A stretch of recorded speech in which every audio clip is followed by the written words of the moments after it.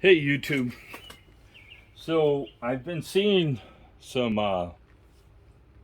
maybe I should scooch in a little bit like this so you can see both of us a little bit. I've been seeing some videos of or some pictures on a Facebook group I belong to of stem failures. Um, I'm not sure uh, where how I don't understand the mechanism for these stem failures that they're showing on Facebook other than by accident. It's failing. Let's see. It's failing right here along this weld, not at the weld, but above it. Uh, and the one I seen on Facebook actually had cracks in this hinge here and along here. So as much as the mom wants to not blame it on her son was riding the bike and evidently there's something's not being truthful. It definitely appears to me to be a impact damage, and they hit something, and the stem failed here, and they hit it hard enough. This isn't really thick material. This is probably an eighth of an inch, maybe, yeah, about an eighth of an inch here. And this weld here is much stronger than the material above it, but not below it. This is thicker and it's not going to fail typically. But if it had been a weld fail, it would have failed here and there wouldn't have been any cracks here. It not only failed there, they broke. Let's move this out of the way. They broke it. I'm not sure exactly how that happened, other than maybe somebody was screwing around with the goofing off with the handlebars unfolded and somehow caused it to fracture. But more than likely, they just hit something, caused an impact. The impact traveled through the hinge and broke this tube off. Now, if you're looking at you have to replace this for some reason or another, there's really not much to it. There's a 6mm Allen head screw here. You take this loose, and then you may have to whack it with a plastic hammer or something to get it to break loose. There's a wedge down here in the fork. This is a sealed bearing, so there's you have to take the fork. This is not going to take the fork off. All this is going to pull the stem off. So you loosen that up, and then you whack the top of the screw with the head. Don't loosen it up all the way. You probably only need to loosen it up 4 or 5 turns maybe. Whack the top of this bolt and it should break the wedge loose from in the fork. And if it doesn't, then loosen it up a little more and whack it again, and then you'll be able to remove the whole front fork. I mean the whole head stem and everything off. That's all that's holding it in there is a wedge. So I've seen them loose enough you could turn them, but I've never seen the wedge get pulled out of the handlebars. So now we're going to talk about where you should inspect your bike once a year at least for stretch fractures. And the places where you're going to see them is going to be in this top tube, along this weld, and the bottom weld here, along this weld here, maybe on this weld, and here. I don't believe you're going to have to worry about anywhere else. You might have some here, but the bike is really overbuilt. The chances are you're going to get any fractures in this frame through normal use is really slim. Um, I I have broken frames, but they were in accidents. They were straight up would have destroyed anything kind of accidents. Um, that family that broke this, I'd really like to look at their fork and see what kind of damage the fork has on it too. It don't take much to bend that fork tube right here and make this fork unusable. So, um, so look at your bike every once in a while. Check it. Make sure you're not seeing any cracks in the stems. It could crack up here. Could crack down here. I don't think you're gonna have to worry about it anywhere else. Technically, you could take it apart right here. Well, maybe you can't. I don't think that's a Allen bolt. I think that's a pin driven in there. Maybe that pin won't come out. I don't see a way to get it out. I think it's only driven in one way and you're stuck with it. So you need to look over your bike and inspect it at least once a year, maybe a couple of times a year. Check and make sure. Look here, make sure you don't have any problems at your seat clamp.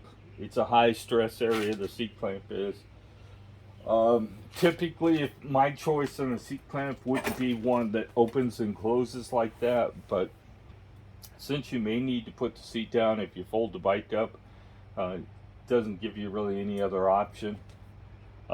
Karen's, I've noticed, has a tendency to slide down, so I got to tighten hers up again. And those are the places that you really need to look for problems. Okay, I reached out to V-Tire about the cracks in the sidewalls on the tires, and they are looking for a new set of tires. They're not sure what happened, but they're going to stand by their product and get me a new set of tires. So when I get them, we'll go through the same procedure. I'll change both at the same time, and we'll go from there. They are probably have another 500 miles left on them, but they're not at $70 a piece. They're not nothing to write home about. The front tire is showing about the same kind of wear as the regular tires were. Karen is at almost 900 miles now. Her tire is still holding out on the back. Still got tread left, and it hasn't started wearing into the. Let me come over here. Wearing into the.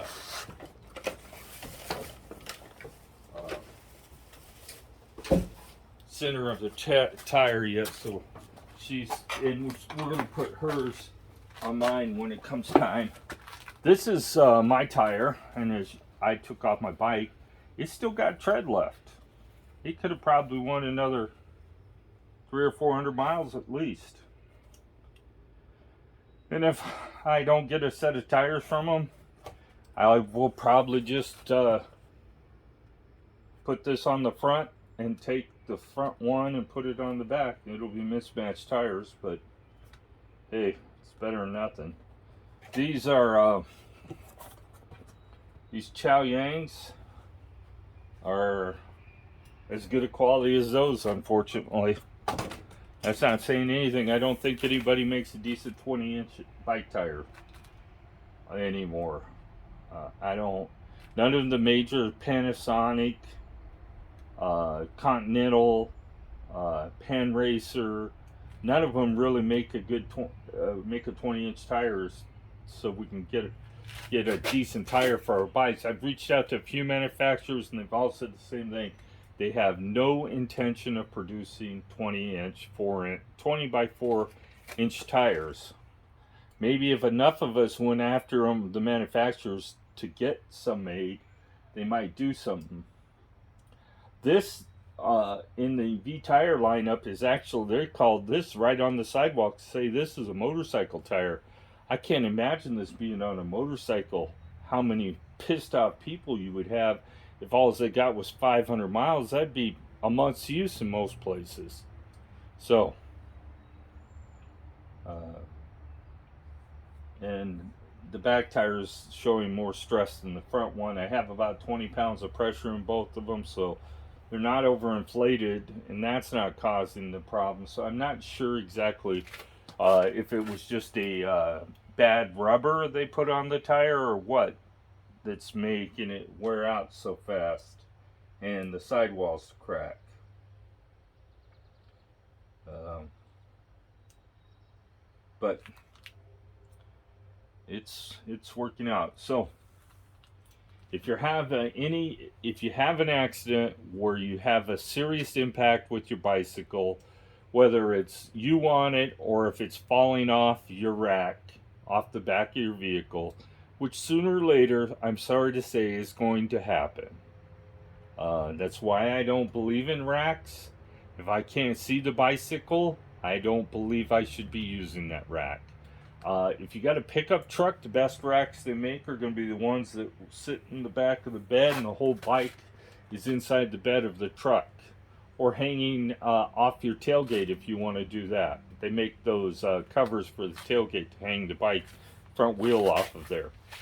Then again, I'm going to tell you that if you slam on the brakes hard, you may end up with a bike outside the truck somewhere. But I will never put a rack on the back of my RV and put a bike on it.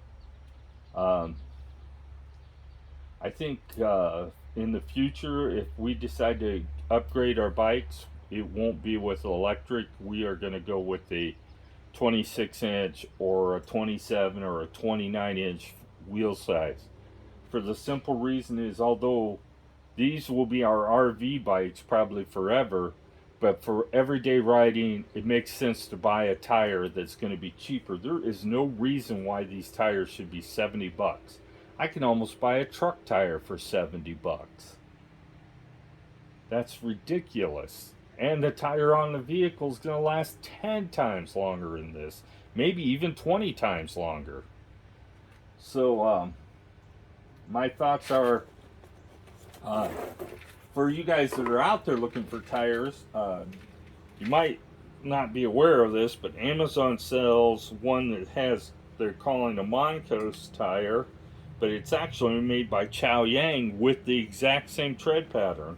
I've seen pictures of ones that people have shown, and they are exact tread measurements. Their tread matches the ones on our, that come stock on the XP that come with Chow Yang. So keep that in mind.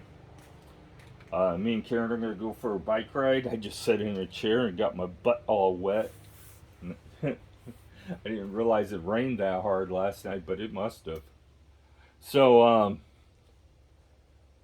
that is, look at your bike. If you have an impact, get it checked out by a professional. If it looks questionable, don't ride it until you have it checked out. It's not worth getting seriously injured over it. So, and I'm talking serious impact. If the bike is undamaged when you pick it up off the ground, it's probably not damaged. But if you bend something up or you screw something up, you need to have a professional look at it before you get back on it. If you have to get home on it, then that's one thing. But as soon as you can, you need to get it taken into a bike shop and have it inspected to make sure that you haven't some unseen damage. Well, I've rambled on long enough. I was working on my RV up there. I hope none of you ever buy an east to west and need any customer service. You see up there on the backup camera, I had to pull the wire out from inside there and put it outside because the backup camera, as you can see, is on. There's no reason for it to be on. The lights on the RV ain't on. I've written 2 different emails to east to west. which is a division of Forest River, and they have gotten zero response. I called. They left a message on the guy's answer machine that's responsible for customer service for East West. No response. So, if you think you're going to get any customer service from Forest River, good luck. I don't think so. You're going to have to go back to your dealer and hope for best. Well, have a great day. Enjoy your ride. Get out there and ride bikes. Remember, 1 mile is better than no mile.